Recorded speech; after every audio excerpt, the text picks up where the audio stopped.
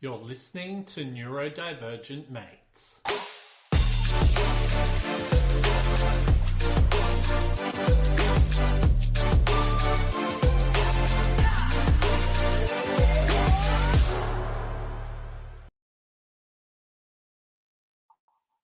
All right, welcome. How is everyone today? Welcome to another episode of Neurodivergent Mates. I'm your host, Will Wheeler, and today I'm joined with my special guest, Kerry Milne, to talk about becoming an AuDHD Marketing Expert. Kerry, what's going on, my friend? Hello, thanks for having me. I'm very excited. No problem. Sorry, did I see that you were a little bit nervous to meet me and stuff? I thought Um, I saw on like your LinkedIn, you're like, I'm a little bit nervous to meet him. yeah, because I've done a few podcasts, but none quite as kind of serious and well, I say serious in that you're really good at this. And so, yeah, I was like, oh my God. But no, I think probably less nervous because at least if I go off on some tangent, you'll be like, oh, yeah, that's expected. Yeah, totally don't be nervous or anything, honestly. And I think like for those of you who don't know, we actually sort of get onto the podcast 15 minutes before it actually starts. So it actually is a really good way to just speak to the people, calm their nerves, all of that. By the time we're ready to sort of get in, it's like we've been talking for like forever type of Yeah, thing, if that makes sense. it's a good way to do it for sure. Yeah, totally. But look, what we'll do before we do get started, I'll just do a little bit of housekeeping, all of that. So if this is your first time listening to us, please subscribe, like, and follow to all of our social media pages. You can check us out on TikTok, Facebook, Instagram, X, Twitch, YouTube, and LinkedIn. And please, wherever you check out any of your podcasts, please, we on any platform, please subscribe, follow us, do whatever you need to do to help us with the algorithm to get us out there and so forth. Now, please check out the work we're doing with Neurodiversity Academy. You can check us out at neurodiversityacademy.com. Got heaps of really cool stuff on there coming up. Got some really cool articles, some blogs that are coming out. What else we got? So many things I just keep losing track of, but there will be a lot more stuff coming out shortly. So please check out that stuff there. Now, look, tonight or today or whatever, well, it's still sort of today in wherever you are over in WA, isn't it, It is Kerry? a little bit, yeah, 4:30, so Yeah. And for our American listeners, right? Because we do have people from all over the world listening, right? cool. So or even people from the UK, Australia has like 3 time zones. Just to get a little bit of an idea of how big Australia is. Yep. So it's still like and it was funny when I first reached out to Kerry, I said to her, I said, look, do you want to do this a little bit later? Because I know I'll only be 4:30 in the afternoon, correct? Yeah, that's Yeah. it. But, as we're saying before, this is a great time for me because I'm, like, having my second kind of energy burst, so Yeah, perfect. totally. Awesome. But look, before we do move on, just a little bit of a warning. We like to do this, and we may not have any real hard hitting stuff in the interview today, but better to be prepared. So, a little bit of a warning. Some discussions may be triggering. If you need help, please reach out to a loved one or call emergency services. We are not doctors. This is a space for sharing experiences and strategies. Now, for anyone who might be listening to us live at the moment, please feel free to shoot through any questions or even just interact with us as much as you'd like. So just put it into the comments on whatever platform you're watching us on at the moment. And if it's a good question, we'll put it up on the site. If it's I know, a bit of a shit question, we'll probably not put it up, yeah? But we should be able to go with that there. Good So questions only. yeah, totally. So, Kerry, so you ready to rock and roll, my friend? Let's do it. You were born ready, right? Well, All right. Okay, cool. Let's start with the beginning. So, can you tell us a bit? Sorry. Can you tell us about your career journey and how Gap came to be? So, Gap is your business, am I correct? That's it. Yeah. So Gap is my business that I started about 7 years ago. How that came to be is a very it was a total mistake. If I think back to school, I had no idea what I wanted to be when I grew up because I just was so stressed about actually, getting past the graduation of school. I think the most visual memory I have of what I wanted to be when I grew up was John Farnham's backup singer. I was Yeah. 100%. Oh yeah, I had those moves, man. Like Good old Johnny Farnham. yeah. But apart from that, I just knew that I wasn't very smart. Well, at least that's what I thought. So the only things that I ever really aspired to be were things that I had seen people in my life, like teachers or pilots or whatever. And there was kind of no real drive to do anything in particular, although I knew that I needed to be successful. So What figured that one out. was school like for you, out of curiosity? Awful. It was a complete I have no nice memories of school because I knew from a very young age that I was I was dumb. I couldn't read properly. I couldn't remember things that we learnt in class. I was extremely compliant. And so I wasn't loud so much as naughty, but I would participate in, discussions and whatnot and be quite, mine was the report card that said, Kerry is a fantastic student to have in class, but she needs to try harder for tests and exams. Well, I was never going to be able to pass a test or an exam, but my undiagnosed ADHD and autism and dyslexia was, completely a mystery at that stage. And in the 80s and 90s, girls didn't get ADHD rarely. And by didn't get it means we certainly didn't get like identified as being that. No. I think I got diagnosed as dyslexic in year 9, which over here I would have been 13. And the kind of, yes, she's got severe dyslexia, which even that we didn't really know what it meant. But it was sort of, you need to study harder. And so my mum would get the report card that says Kerry just needs to apply herself more. And my poor mum. Mine said the exact same thing. Mum would be like, well, you need to apply yourself more. No, mum knew because mum had got me a maths tutor. She'd got me an English tutor. She knew that on weekends I would study. I would do my assignments and all that sort of thing. Like I was such a good kid because I didn't want to let anybody down, the people pleaser. But then when she'd get this report card, she's just like, something's wrong. And to answer your question, the really long way around, that was just a massive driver of anxiety for me. I had severe anxiety from probably the age of 9 or 10. And I just spent my entire time at school thinking, why can't I be like everybody else? Why am I so Why dumb? can't I just get this? Why do I, I remember I used to like hit my head like, why can't you get this? Because I don't know about you, but I would have to stay in at lunchtime and just sit there looking at a piece of paper thinking I have no idea what this means. Mine would start from the moment, or it'd start on a Sunday night. I would just get like all kinds of anxious.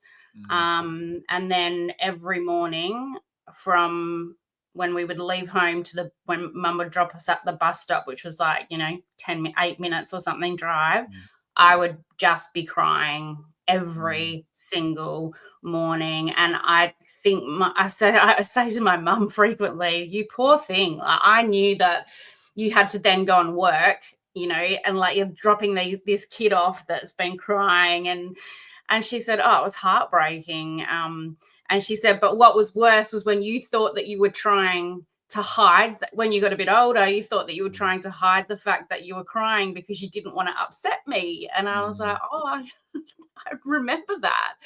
So yeah, I like school was hard. And then the fact that I think I was good at sport though, which I think I've heard you talk about how, you know, sport was a thing for you, and thank goodness. Totally. Because, yeah, I didn't, as I got older, I didn't have to worry about who was I going to eat my lunch with. Did I have to eat lunch in the toilets?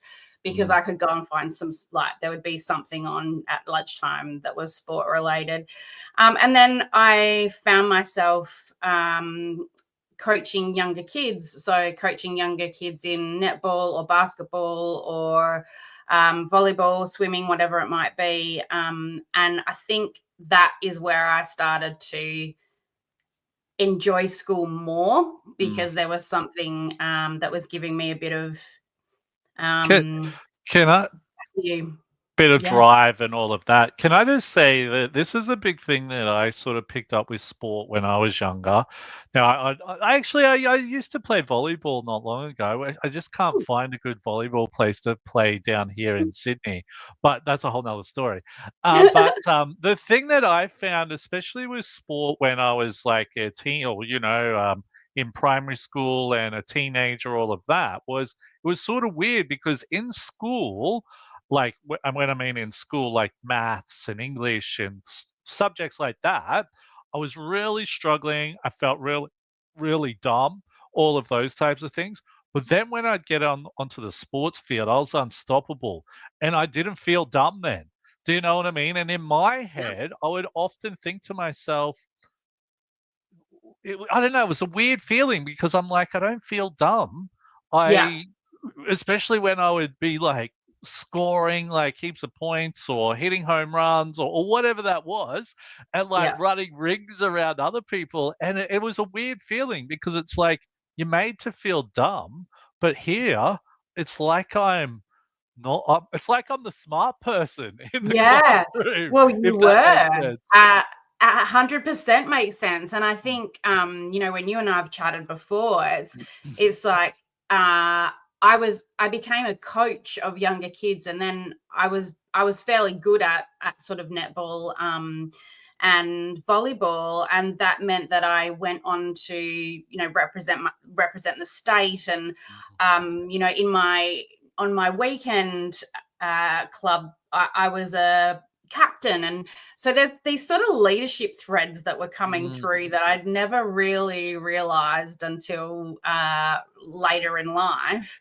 And so when you say you felt like you were unbeatable or you felt like you were the smart one, you were, because you were connecting dots that the people that were sitting next to you in maths, who were literally probably connecting dots, but formulas and stuff or whatever, English, they couldn't do what you could do. And that is because you would have had like that hyper sensitivity around anticipating what sport were you playing? Oh, gee, AFL, I would play baseball, Intercept. Yeah. Like I'm not very tall, but I had this reputation for being a very, very good defender. And I now know that that's because I could micro body language. I could read when someone was about to like throw the netball in a particular way, and I'd intercept it. Fascinating, like on reflection. But yeah, so I ended up going through getting the lowest score of anybody in my year in Western Australia to get into university. How'd that make you feel? I just was relieved. Actually, I had nothing other than being relieved. That you got the lowest score? That I got in. Oh, that you got even with a... Oh, okay. Because the lowest score to get into university. I thought you meant because I got the lowest OP you can get. Oh, right. Well, there you go. I mean, 25. So like that was and then the weirdest thing was I didn't tell anyone, but everyone knew. I was like, how the hell does everyone know I've got the lowest score? You know what I oh, mean? So that was a hard thing to take as well. that's tough. Yeah, How did yeah, they yeah. know?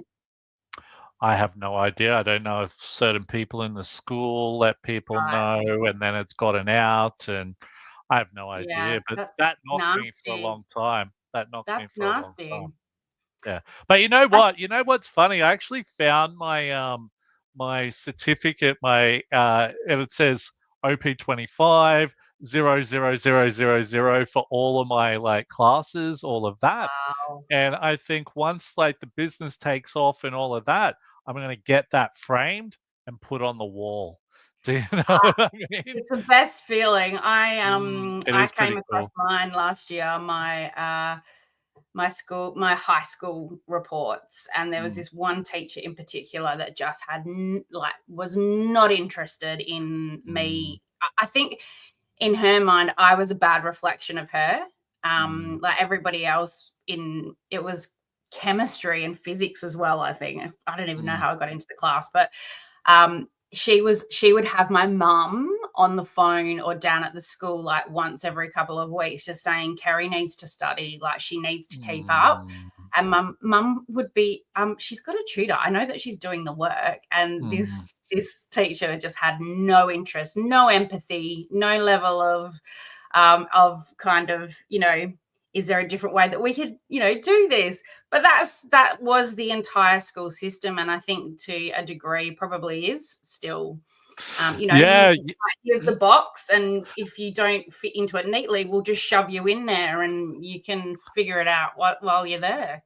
I think as well that like from what I've picked up or what I picked up after school that there was some good teachers where I went, right? But the ones who I had problems with, they just didn't want to deal, they just wanted to deal with the easy kids, right? I was more work for them, right? So Oh, rather than, it was more work for them. So they're like, oh, bloody, this is a pain in the ass, and that's what I noticed a lot of the time. But the teachers who took the extra time with me and helped me to grow and develop, it probably was easier for them in the long run because once they got me to a certain point, I was probably a really good student, yeah. and that's what people don't realize. Yeah, and I think I've got nephews and friends with kids that are school age and whatnot, and there's a definite sort of scale on Mm, uh, a the level of understanding that teachers have, and mm, b the level of understanding that schools have, and therefore what their approach to different kinds of learning and kids in their class. mhm. Yeah, there was none of that in my day, but it was a very, very long time ago. Yeah, totally. When I I am think back, that's hopeful. like 25, 26 years ago or For me to something. say it out loud, Yeah, yeah. totally, totally, totally. For me anyway. No, But for me like it's longer. oh shit. Okay, fair enough. But hey, let's move on. So some really awesome stuff there. But what was it like? And I better click onto the thing here. Oh, So what was yeah. it like receiving a late diagnosis for ADHD and ASD?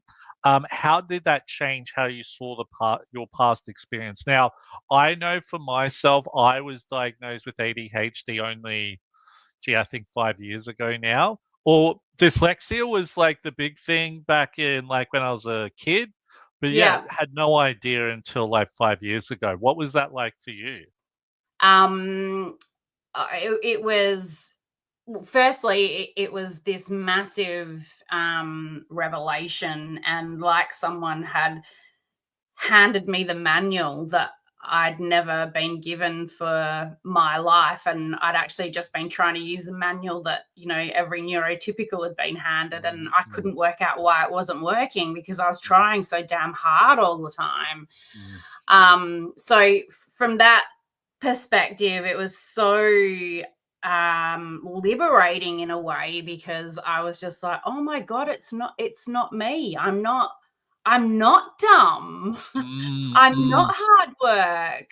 you know, I'm not all of the things, insert kind of like naughty person, annoying person here. So I think I'm only on I think this is the 3rd year, and I'm going to be 50 in a couple of months. So I was 46 and a happy bit. birthday. Oh, yeah, thank you. Are you having a big party? I'm not going to have a big party, but I'm going to go. In Come to fact, I'm going to Sydney. run away from a big party. I'm going to Oh, okay. Singapore. I'm going to go Oh, to Singapore. Singapore. Yeah, that'd be all right. I'm going to do the Grand Prix over there. Oh, wow. That would be Yeah. unreal. I would love to go. Is Yeah. it like at night? But it is pretty Yeah. humid over there. Who Oh, do you yeah. go for in the F1? I'm massive Oscar and Lando. They're doing But well, you aren't they? can't get past Max. He's just such a unique fella. Like, I love it. Oh, And I find myself looking at these guys thinking, yeah, you're definitely like, you know, you've got some neurodivergence in you for sure. Like, just, you know, that whole like super hyper well, do you want to know? focus. I don't know if it's true or not, but like with Lando Norris, like Yeah. I'm connected with his father on Oh, LinkedIn, wow. and his father is dyslexic. Wow. Yeah, yeah, yeah. I don't know if Lando is, so that's, Yeah. but I know from Wow. talking with his father, Yeah. I know he's dyslexic. So, and he's Yeah. quite open Wow. with that. So there Yeah. could be a possibility. Yeah, I look at some of those guys because they're like, I wasn't a good student at school. And I'm like, oh, yeah, interesting. So you went into Yep. race car driving. Yeah, you weren't really hyper focused on something that you were passionate about. Totally, Interesting. totally, totally, totally. Oh, well, that I should be think pretty awesome. the other thing that happened when I was diagnosed was I'm quite ashamed, I think, to say that I really didn't have a level of awareness or understanding about ADHD before I was diagnosed. Only that I knew that it was I knew that it was a challenging thing to have as kids. And my cousins, you know, but they were all boys that had it. And so it was just like naughty boys. I had no concept of things like rejection sensitivity dysphoria, time blindness. I never knew that was a thing. You know, all of these things like that drive a level of anxiety, like executive function, impulsivity. Like I had no concept of any of that. So when I started to learn about it, it was all of these, oh my God, moments. Oh, is that Totally. why?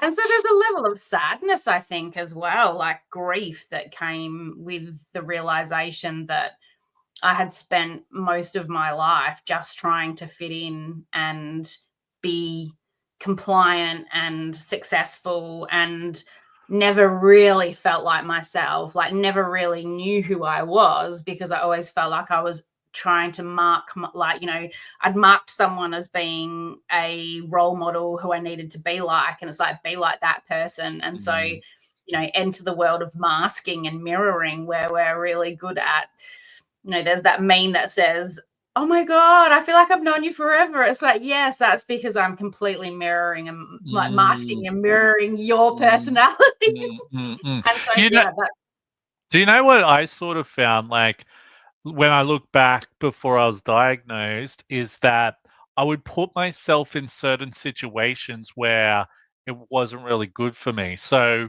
let's say all my friends were going out to a nightclub or a pub or whatever like that. I'd get there and I'd be like, oh my God, like sensory overload. I need to start drinking just to try and calm down, right? And then I'd be like blackout drunk, like, you know, everywhere. And I used to think, why do I get like this? No one else does, you know? Now I look at it, I'm like, oh my God, I was using that as a coping mechanism to absolutely. deal with that type of and but now if someone goes, "Hey, Will, do you want to go into this noisy pub or what?" I'm like, take me the fuck away from there, you know what I mean? but like, I think that's the liberating part. And I was having this actual exact conversation with somebody yesterday about, someone said, oh, you would have taken drugs when you were, in your 20s and 30s. And I was like, yeah, like everybody did. Um, And they're like, and, well, hang on, not well, because I thought everyone did the same. Yeah, true. well, but the point was, I said, oh, but like I had been drinking since I was a teenager. Mm. And exactly what you were saying was that I knew that if I was going to a place where there were going to be a load of people, the only way that I could feel like I wanted to be there, and B, not get completely overwhelmed by all of the things, was to start drinking like 2 hours beforehand. So I was Totally. already Drunk right. by the time you got in there, and then you're Yeah. like, and it was almost like, all right, this is going to help me to be able to interact with people and things like that. I'm not going to be able to do it otherwise. Exactly. And now, if someone says, like, I talk about it online a lot, but it's the whole sort of, yeah, come to a networking event with us. It's like, absolutely not. I would rather stick a pin in my eye. Thank you. Because by the time I've walked in, I can hear the lights buzzing. I can smell the carpet that's just been cleaned. I can like hear 45 individual conversations. I can hear like someone rustling a plastic bag that's like getting cups out of, like, and it's like, no, I will That's go out for interesting. a coffee with you though.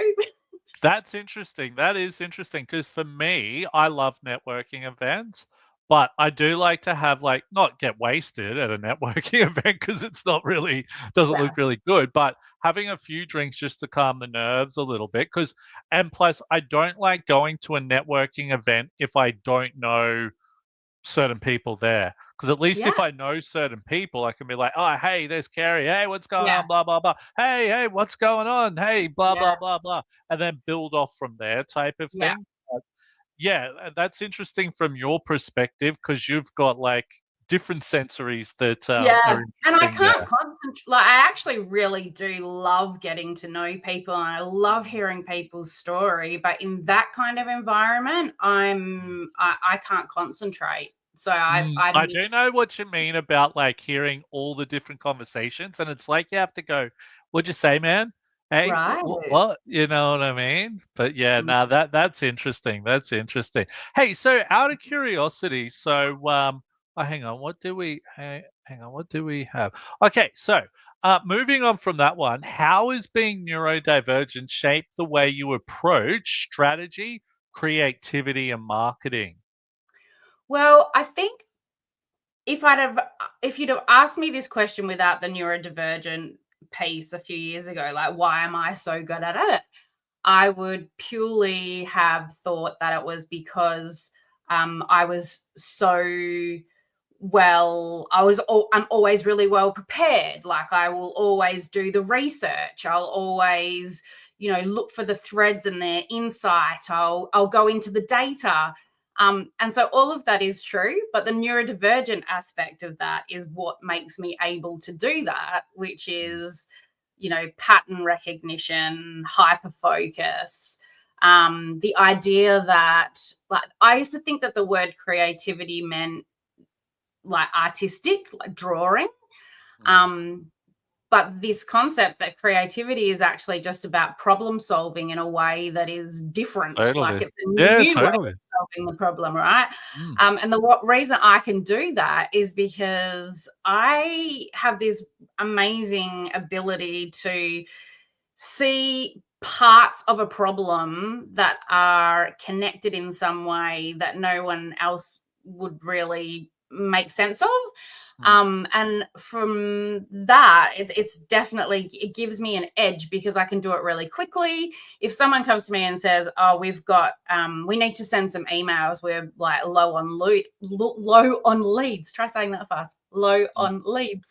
Low on Uh, leads.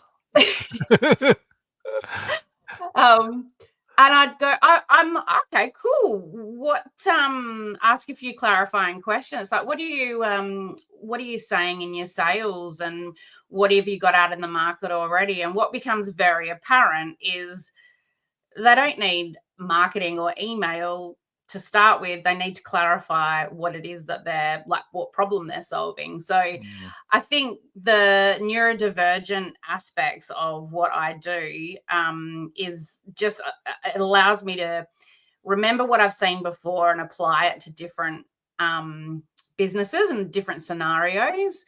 And it also allows me to be super, super empathetic when it, which is what marketing needs to be, right? You need to be thinking about solving a problem in the shoes of your audience.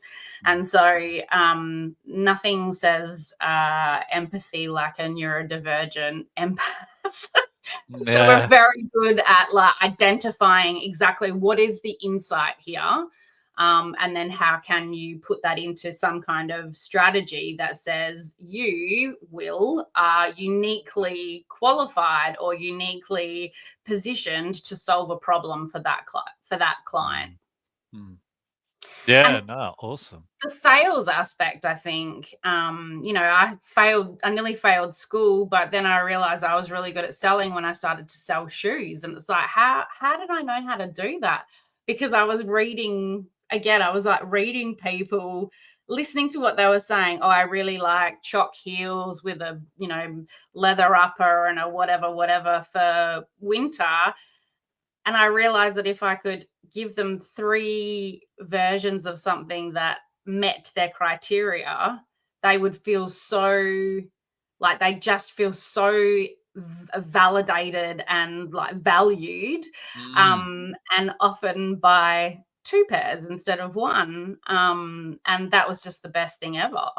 I think that's so interesting because, like, you and I think it's not my perception, but you often hear what people's perception of, say, an autistic person is, right? Yep, And putting them into a situation where they have to sell shoes that can't be done, type of thing. yeah, And I just think it's so.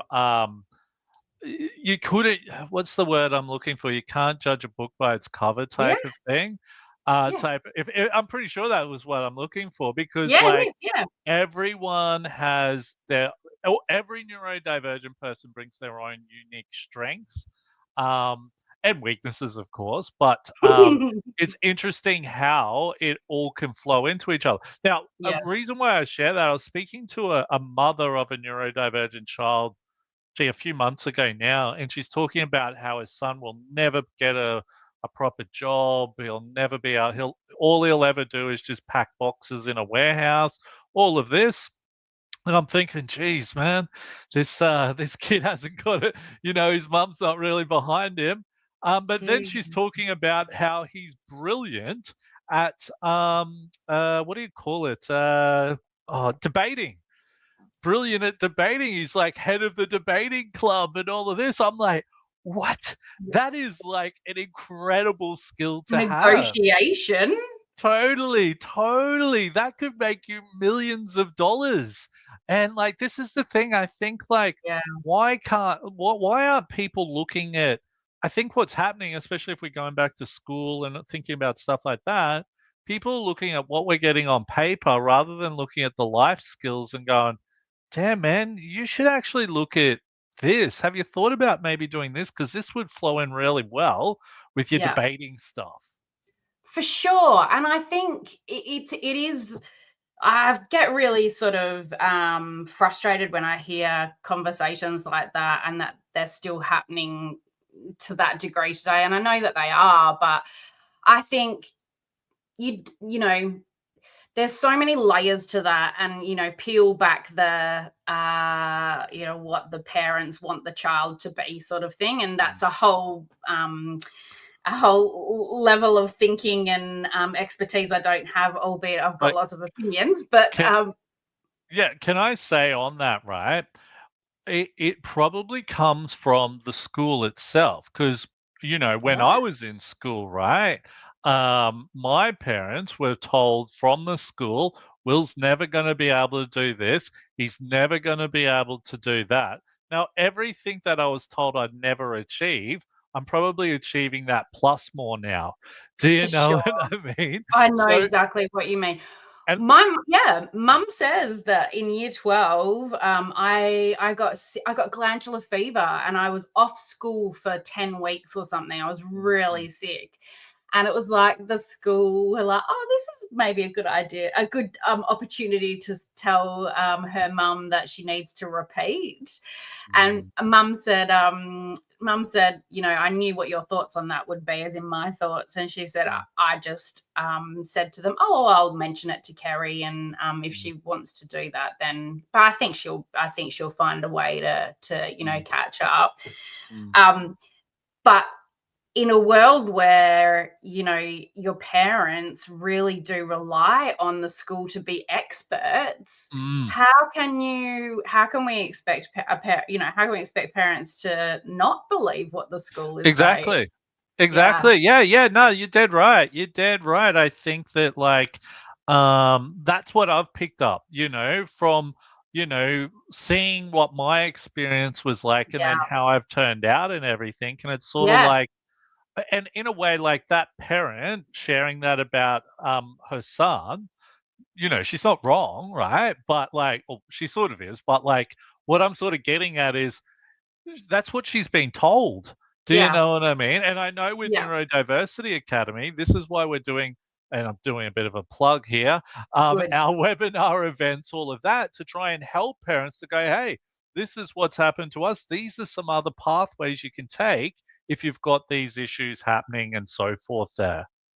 I'm glad you did the plug, because I was about to. Because the very first, I think the very first kind of fangirl message I sent to you was And go. was you know, a message that had maybe Alex from the ADHD chatty. Oh, yeah. The guy from the UK, right? Yes.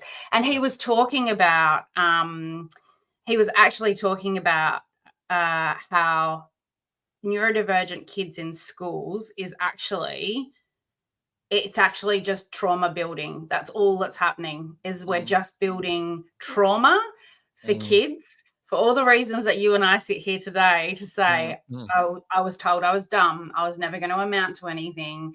And, you know, our parents did the best that they could by sort of helping us maneuver through that. But the very first thing that I said to you ever, I think, was, I just wanted to say thank you for what you're working on, because you're changing the lives of kids who are going to find out that there's an alternative. Being smart, school smart, is not what defines your future. And Well, you've got life smart and you've got school smart. I'd prefer to be life smart, if for that makes sure. sense. That's way more valuable. For sure. And, you know, I look at people that I went to school with, and they didn't. I have absolutely, you know, no negative thoughts towards them themselves. But I just look at, you know, you were very much compared against the person that you sat next to, right? And I've gone on to do incredible things, different things. A lot of it because I was trying to prove, you know, that I was smart and I could be successful. But I've worked all around the world. I've built businesses. I've built brands. I've been part of global teams. I've done so many amazing things. It doesn't sound like someone who was dumb in high school. And I think that might flow in well to the Here we next go. question here, actually. Now, you've worked with some major players, so GE, Vodafone, and Pilco. Yep. How did those environments support or challenge your neurodivergent brain? So you've sort of shared a little bit, but how was that for you? I think probably, except for GE, yeah, I mean, maybe GE and Vodafone, but for a lot of that time, I really was just masking. I was trying to continually be sure that I wasn't going to get found out. Mm, Don't let mm, them find out that you're dumb.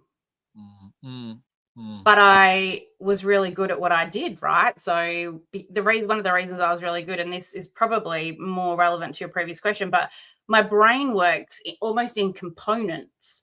And so what that means is that I can build frameworks and like systems, and that's how I can see the dots that have been connected before, is because it's the pattern aspect of it. And so I became quite senior quite young because I was able to do things and learn things quickly. And then when I got into some of those big businesses that you've got there, the sort of what I was able to learn was unbelievable. It was on a global scale. But I guess the trade-off from that was I was in offices. I would be in early and leave late, because for the entire time that everybody else was in the office, like Couldn't get nothing done. I'd just feel Yeah. completely out of my body. Yeah. Mm. And I think meetings, I mean, I worked in banking for a really long time, and banking and insurance, never have there been more meetings in one industry than in those industries. Like, I'd go for weeks just having back to back to back to back meetings. And then I'd be completely overwhelmed and stay up till, 2 a.m. or whatever to get the work done that I should have been getting done when I was sitting at my desk During for an the hour at the end of day. the day. Yeah.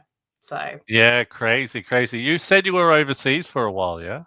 yeah, so I was in the UK, and then I've worked all over. I worked in Italy, in the UK, and I was in Melbourne for 6 years. So yeah, I have done the escape from Perth and back again. But yeah, Nice. I think what that allowed me to do, though, all of those things allowed me to do, was what I do now really, really well, because I can take the kind of principles that I learned around efficiency and productivity and marketing strategy and research and insights and that sort of thing, and apply them to either startup businesses or scaling businesses, but only in a way that translates for them, only in a way that's necessary for that particular phase of their business. So we're not putting in massive tech stacks or anything, but we might actually remove some waste by, putting in a better process for an inquiry, new sales inquiry, for example. Yeah, no, cool. Sounds like you're all over, and definitely heaps of awesome skills that you would have been able to build to be what you are now. But like you were talking about before, you talk openly about anxiety and academic setbacks. How have Mm. those experienced your how have those experiences influenced your leadership style? Because I can tell you for myself, I'm very empathetic towards a lot of people now, because it's like, man, I can see this person struggling. Why are they struggling? What can I do to help? Rather than like, hey, pick your shit up, man. What the hell's going on? You know? Yeah. For sure. I talk about anxiety and also sort of, anything related to neurodivergence, or anything that's, what do they call it? A comorbidity. So OCD or depression, whatever it might be. And I talk about it because I can now. I went for a very long time where I didn't feel like I could talk about it, because that would be a kink in my armor, right? That whole narrative that I had about being dumb. Imagine then if I started to talk about the fact that I struggled with anxiety or, anything else, that, in my mind, that would have been like, oh yeah, they'd be like, I told you so. I knew there was something wrong with her. How So long did which it is, take you to? How long did it take you to be comfortable with being open out of curiosity? I think I started talking about mental health when I left corporate. So that would be 7 years ago. Mm-mm. And the ADHD aspect, ADHD and autism, probably took me a year to talk. I didn't tell anybody for 6 months after I was diagnosed because I never expected I was going to get diagnosed. Mm-mm. So I had like that kind of immediate shame, and then the immediate, like, the grief for that poor kid that was crying every day, on the way Mm. to school, like that poor child Mm. that thought she was dumb and was worried about people not liking her and worried about letting her parents down and worried. And actually there was nothing wrong with her. She was just different. Yeah, Um, so yeah. there's a huge level of, I think, yeah, like a sort of grieving process that I went through, and then anger. I think I always say I want all of my therapy money back. I want my divorce money back. I want my, Mm. I want my business relationships paid for. Mm. Yeah, yeah, yeah, All my yeah. money, because there was actually something here that no one suggested. Mm. Mm. Um, yeah, so yeah. But it's Um, it's actually interesting because, like, I think some people approach it a lot differently to others. Like, when I got yeah, diagnosed with my ADHD, I was already in the neurodiversity space doing what I'm doing, right? So it was sort of like, yeah, all right, cool, another thing to tick off. But I think that's what a lot of people don't realize is that, and I even met a person who I'd been speaking to on social media for a while, and we met up for coffee the other day, and she's like, "Oh, I'm this and that." And she just said she's not comfortable being open with it yet. And you know what? That's cool. I think everyone absolutely. approaches things in their own way, and when they're comfortable to want to share it, maybe they never want to share it. That's cool as Yeah. well. I That's do feel fine. like I have a responsibility to talk about it, and I think that there and every time I do share something that's, I don't know, quite personal or Mm, whatever, or maybe even like just that little bit more taboo-ish mm, than the usual, not the usual, I'm not being dismissive, but I think mental health in terms of anxiety and depression, we're probably getting used to seeing a little bit of that now. But mm, when I posted about ADHD paralysis last week. I just, the whole concept that we want to do the task, but we can't. Like, we're literally mm, paralyzed. mm. And that gets We can looked think upon. about it in here. We're like, yeah, man, it I feels want to. good. I I really want to really do want. I it. want to wash my hair. I know that I'll like it afterwards. I desperately want Mm, to wash it. Can I? No. mm, But I mm, had like 4 people message me after that saying, I can't tell you how much it means to me that you talk about the real stuff. It's not just the high level. It's like what this mm, actually means. And so every time I do that and I get that feedback, it's probably, like you, but on a lower degree. But it's like, that you have to keep doing it. Like, I have to keep talking about it, because there are so many people that are quiet and can't talk about it, not comfortable, Well, don't know how, whatever. Yeah. the thing that I've shared this on the podcast before is that, especially when when I first was like going out there and promoting neurodiversity, all of that type of stuff, neurodiversity was still only very, very like not spoken about. Like, TikTok wasn't big. You didn't have like all of these like influences that we have now, all Yeah. of that type of stuff. So I'd be going in to uh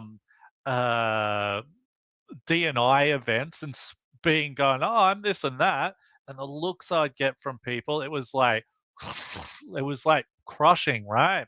And, like, I think the thing that really helped me was like, okay, well, I'm not actually doing this, and this is what sort of drove me to continually do what I'm doing. I'm not doing this for me. I'm doing it for the people I'm representing. So, Absolutely. you know what I mean? So that's where I'm like, I've got to be open about this. And I'm starting to see, like, honestly, like, the amount of change I've seen within this industry, I don't know if you call it an industry, but a community or whatever you want to call it, Yeah. right? In industries, you can probably say, um, it's skyrocketing compared to what Yeah. it used to be, which is And, good. like, people laugh at the whole concept of TikTok, but I can tell you that I was in therapy for 30 years, easily 30 Mm, years. mm, I have learnt more about I did all of the therapies. I did the mm, DBT, the CBT, the thing, mm, whatever. I did the mm, mm, schemas, I did them. mm, I learnt more about myself. I have learnt more about myself in 2.5 years on TikTok mm, than I did that entire time, because what I have come to understand is that I'm not weird. I am mm. weird, but I'm weird like a billion other people. Weird in a And good way.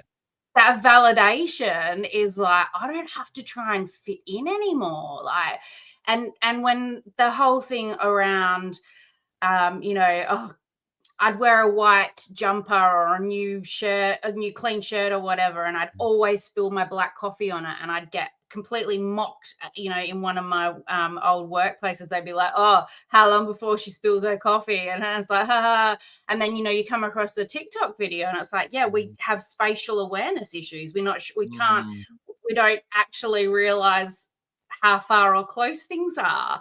mm, And mm. just even, and like, I haven't gone back and said, "Oh, by the way, that was my brain."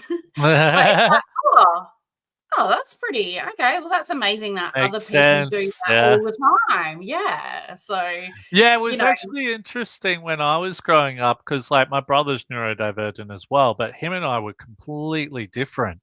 Like, I'm pretty sure he's, like, dyspraxic, and, like, he'd be all over the place and all of this, and I'd be like, "Ah, you idiot," and you know what I mean, just as yeah, a kid. wow.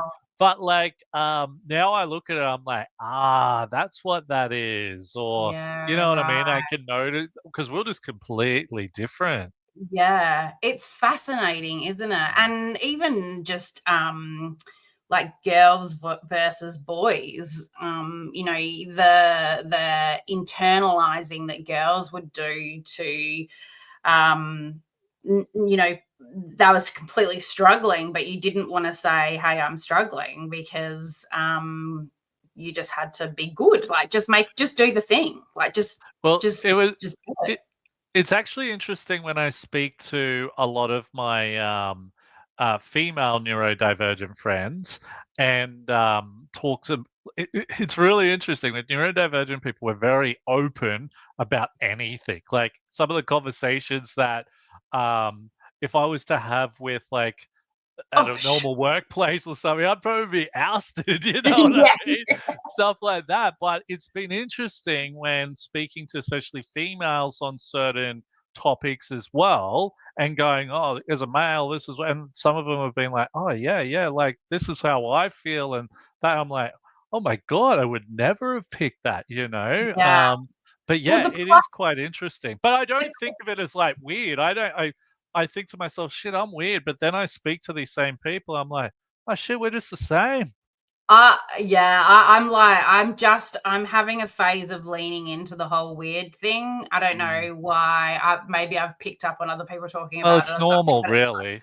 yeah, it's just like, it's always been there. The classic for me in terms of what you were just talking about, is when people say, "Oh my God, you're such an extrovert, Kerry." Like or I would always get put into those when you do those tests at in corporate leadership things, and it'd be like, "Oh, you're an extrovert," and it's like, I couldn't be more of an introvert if Mm, you like, honestly, if you paid me $1,000,000, I couldn't be an extrovert. However, what I am mm. brilliant at is pretending that I am.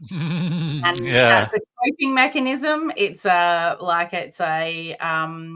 mirroring mechanism, Mm, and it's mm, the thing that makes you think that I'm an extrovert and that I really have got my shit together and I know what I'm talking about. And the the thing that I have that is not untrue is that I'm super direct. And that's mm, mm, you're talking before about the sales and the autism thing.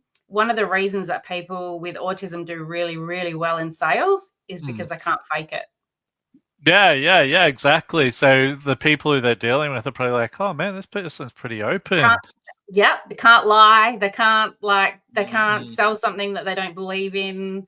So Yeah, no, it's actually interesting. It's so interesting. But look, we are getting close to the end, but I did want to go over this one here.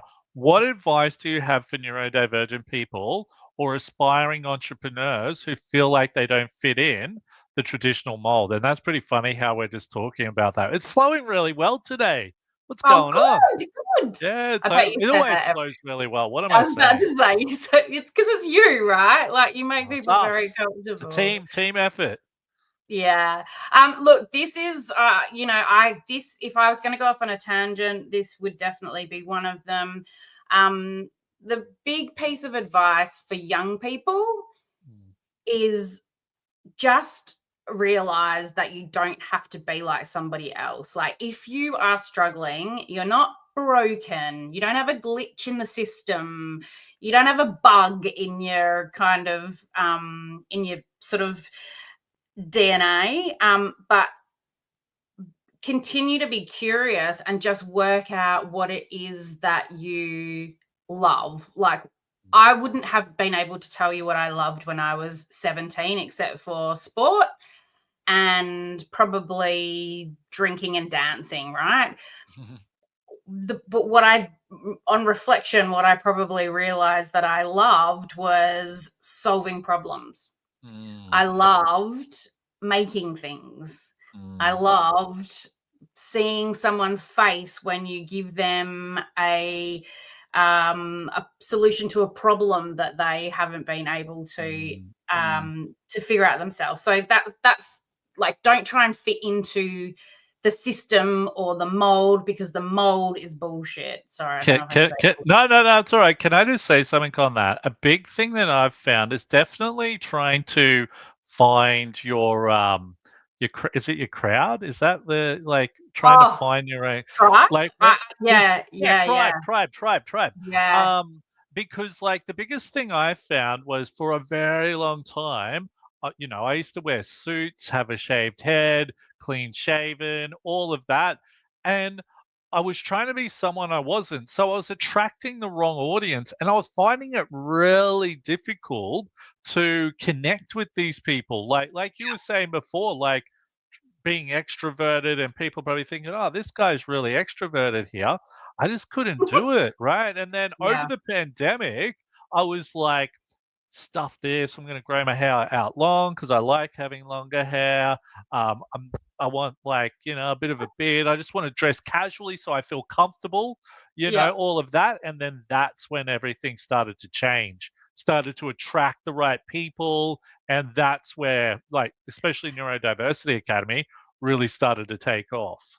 And I think that is like, that is the root core, that is the stem to happiness, right? And by that I mean what you've just described, that revelation, like realizing that you're not attracting the right people. It's always something that you only realize afterwards. And so when I say the thing, find you, like, realize that you're not broken, or that you don't have to try and be like somebody that's sitting next to you, or that like is seen to be like a super legend. I think that you don't realize that until later. Like, you can't actually say, oh, that's what she meant. But the whole just be yourself, it's the same thing. It's like, what the fuck does that, I mean, what does that mean, right? Like, what the hell does be yourself? I don't know who I am. Like, I'm trying to be like Johnny because Johnny seems to be getting like all the promotions. But the sooner you can sort of go, okay, well, I really like this. I really like the feeling of helping people, or I really like the feeling of building things, as opposed to trying to put like an actual title or a name on something. I think that is the thing that helps you get closer to understanding yourself, and therefore understanding the right people to be around, and letting go of all the people pleasing bullshit and the fear of being a failure that just comes with having brains like we have. Totally, Right. totally. Couldn't I hope. agree more there. Couldn't agree more. But look, we're pretty much at the end here. So finally, if you could give one piece of advice to your younger self, what would it be? Back yourself. Back yourself. Like every single time I've thought, oh, that almost seems like blah, or I wonder if that's, oh, no, it wouldn't be because how would I know? Some other hero has come through and said, oh, it's this. It's like, I knew it was that. So, Yeah. yeah, just back yourself. And like, once you've figured out a way to back yourself, find a voice that you're comfortable with. It doesn't have to be a shouty, kind of fake extrovert one like mine.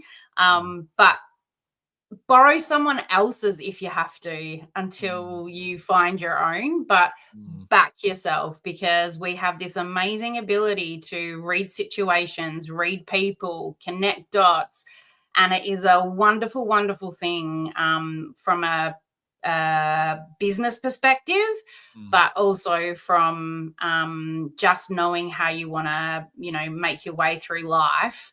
And it can be very, very powerful. You legend. Kerry, thank you so much for coming on today. Did you enjoy yourself? I loved it. I'm like, let's Pretty keep cool, going. right?